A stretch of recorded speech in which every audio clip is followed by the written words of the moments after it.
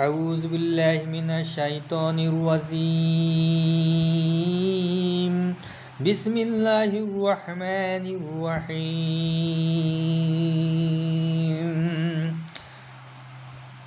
سورة عصر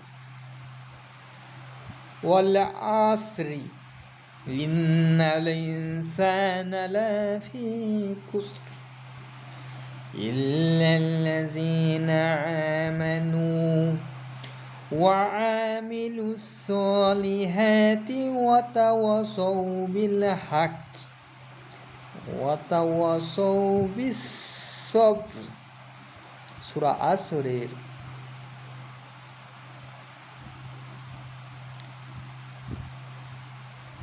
আল্লাহ তাআলা ঘোষণা করেন যুগ যুগান্তরের শপথ, যুগ যুগান্তরের শপথ, মানুষ অবশ্যই ক্ষতিগ্রস্ত,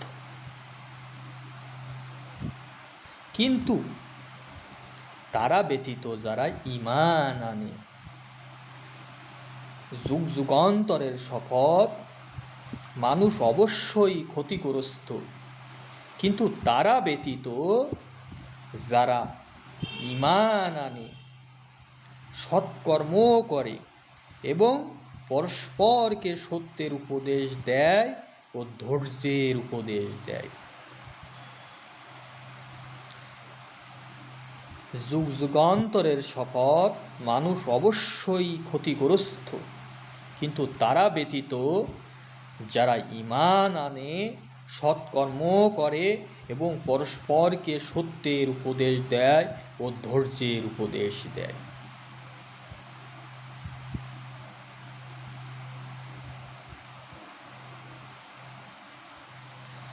যারা ঈমান আনে, অর্থাৎ যারা ঈমান আনবে, সৎকর্ম করবে এবং পরস্পরকে সত্যের উপদেশ এবং ধৈর্য ধারণের উপদেশ দিবে, তারা অবশ্যই কামিয়াবি হবে।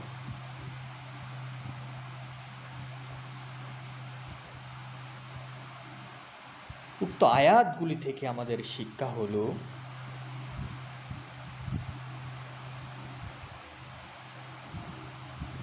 আমাদেরকে ঈমান আনতে হবে। লা ইলাহা ইল্লাল্লাহ,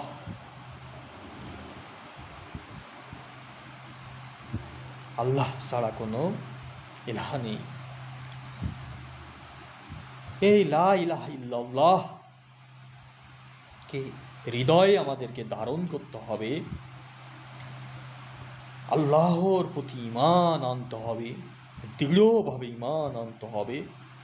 সৎকর্ম আমরা যেন করতে পারি, সেই চেষ্টা আমাদের ফিকির থাকতে হবে। মানুষকে সবসময় সদা সত্য পথে চলার, সত্য কথা বলা, সত্য অনুযায়ী চলা, অর্থাৎ সদা সত্যের উপদেশ দিতে হবে এবং মানুষকে সবর করার উপদেশ দিতে হবে, অর্থাৎ ধৈর্যের উপদেশ।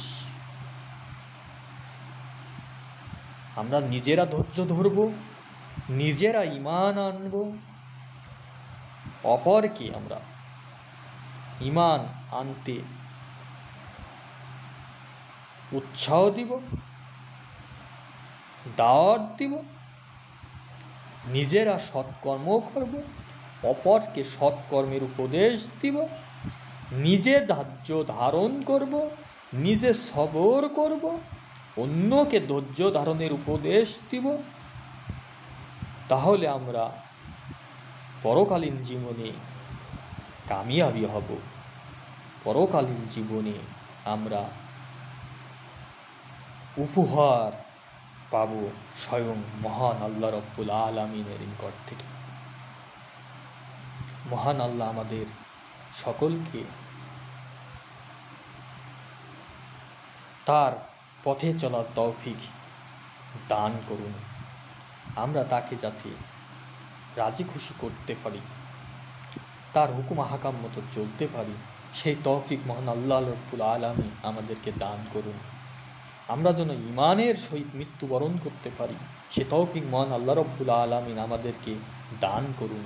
আমরা যেন সৎকর্মও করতে পারি, সত্যের উপদেশ দিতে পারি, মানুষকে ধৈর্যের উপদেশ দিতে পারি এবং সে অনুযায়ী আমরা নিজেরাও আমল করতে পারি।